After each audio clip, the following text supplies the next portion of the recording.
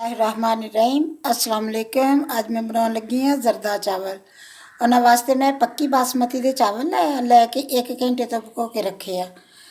अगर जल्दी देर ना बनाने हो तो घंटा 2 घंटे भी भे के रख लवो। जो जल्दी हो अच्छे चावल हो तो बेशक 2-3 घंटे भे के रख लो। अगर जल्दी हो तो 10-15 मिनट भी भे लो, उबालने होंगे तो कुछ नहीं होंगे। इन्होंने वास्ते मैं चावल लिया, कुछ गिरी मेवा लिया, थोड़ी जी लिया नारियल लिया, कुछ किशमिश ली है, 1 पैकेट जरदा रंग का लिया वा। हुण मैं इन्हों बनाना शुरू करती हाँ। पानी रैम पतीले च मैं पानी डाल के अग जला के फुल अग जला के उपर रख दिता। हुण ये मैं डालूंगी रंग। ठंडे पानी च रंग डाल दो। अगर तुम गर्म करके पानी रंग एवं ही डालोगे तो ये गुठलियाँ बन जाएंगे रंग। फिर पानी गर्म करके डालना हो तो ठंडे पानी पहले रंग मिक्स करोगे फिर डालोगे, एवं नहीं डालोगे। मैं ठंडे पानी डाल दूँगी रंग। 1 पैकेट डालूँगी 1 किलो च। कदे कदे रंग बहुत अच्छे होंगे, थोड़ा जहा ही डालता है। कदे कदे रंग अच्छा नहीं होंगे, वो ज़्यादा भी डालता है। देख लै, अगर रंग अच्छा है तो इस तो भी अद्धा डलूगा। अगर रंग अच्छा नहीं था तो फिर 1 पैकेट तो भी ज़्यादा डलूगा। हम मैं इन्हू हिला दूँगी अच्छी तरह।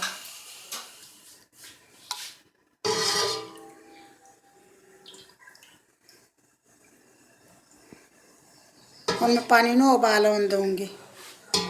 नारियल डाल दूँगी। नारियल ने मैं अच्छी तरह धो लिया, धो के एन अच्छी तरह धो के ये डाल देनी है। चावलों नाल ही उबल जाऊगा, फिर कट्टना बहुत आसान होंगे।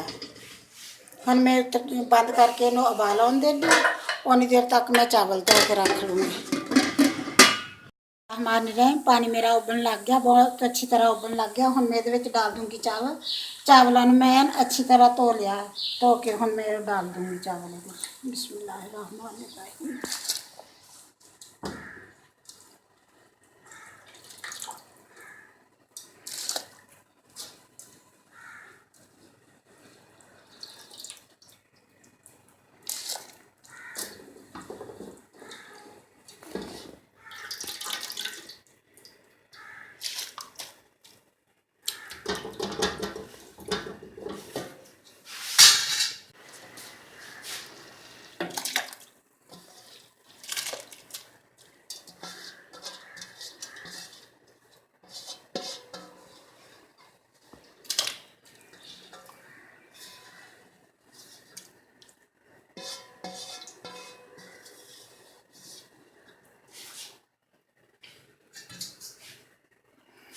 बिस्मिल्लाहिर्रहमानिर्रहीम।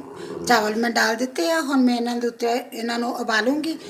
इन्ने उबालूँगी कि इनू जिवें जो देखूँगी इस तरह करके ये 2 हिस्से गले होंगे, 1 हिस्सा नहीं गलिया होगा, फिर मैं इन्हू उतारूँगी।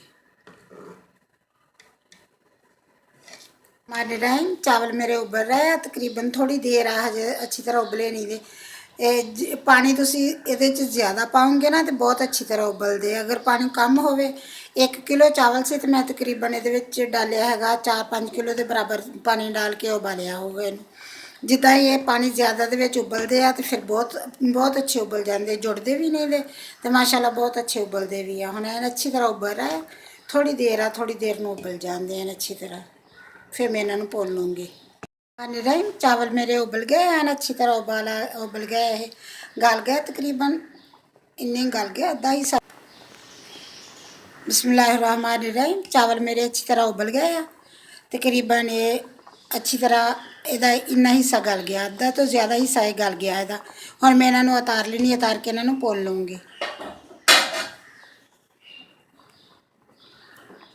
बिस्मिल्लाहिर्रहमानिर्रहीम।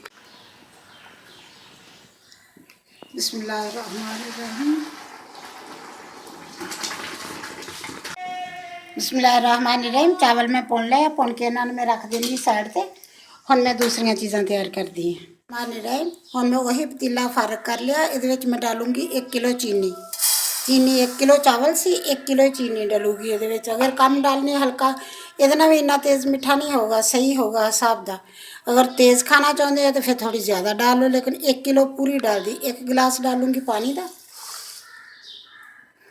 हुण मैं ये थले आंच कर दूँगी थोड़ी तेज़, दरमियानी करूँगी, तेज़ ज़्यादा तेज़ नहीं करूँगी। चीनी नूं खुरन दूँगी पहले पानी च, नाल इहदे च मैं डाल देनी है 5-6 छोटियां इलायचियां डाल दूँगी नाल ही।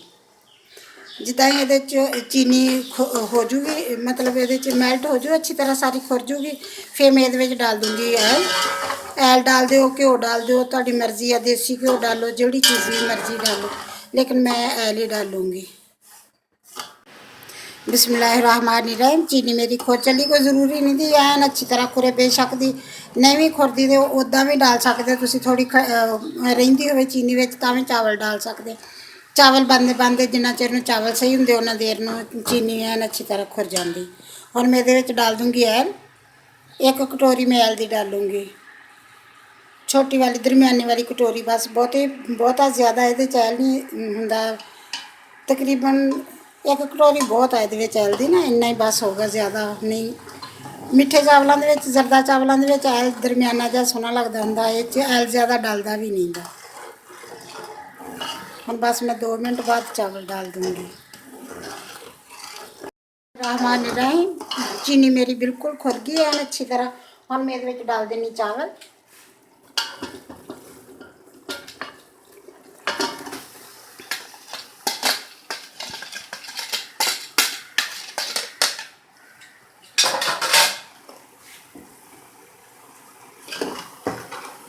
चीनी जिवें ही खुरे फौरन चावल डाल दो। अगर ज़्यादा देर चीनी खुर के वो बनता पकती रहे तो चास चीड़ी हो जाती, फिर पानी दे विच एक चास तरह बन जाता, फिर चीड़ी हो जाता, फिर चावल चीड़े हो जाते उहदे नाल।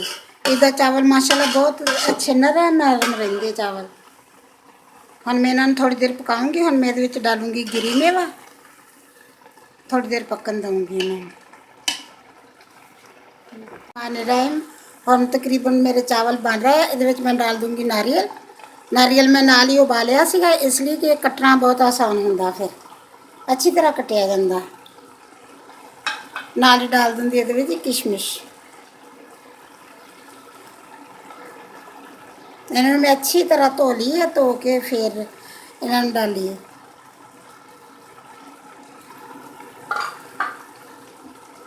फिर मैं इन्हूं हिला दूँगी।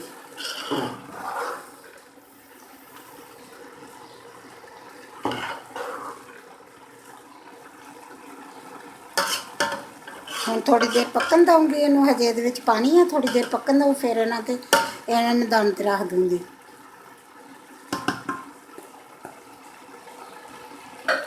रहम चावल तकरीबन अच्छी तरह तैयार हो चले। हुण मैं इन्हां नूं, इहदे च थोड़ा थोड़ा पानी है हजे, इन्हां नूं हुण मैं दम दे दूँगी। रुमाल गिला करूँगी, गिला करके रुमाल इन्हां नूं कवर कर दूँगी।